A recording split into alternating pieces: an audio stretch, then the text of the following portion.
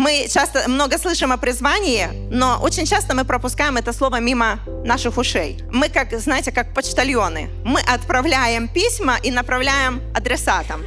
То есть письмо о призвании мы очень редко адресовываем себе. Бывает же такое, правда?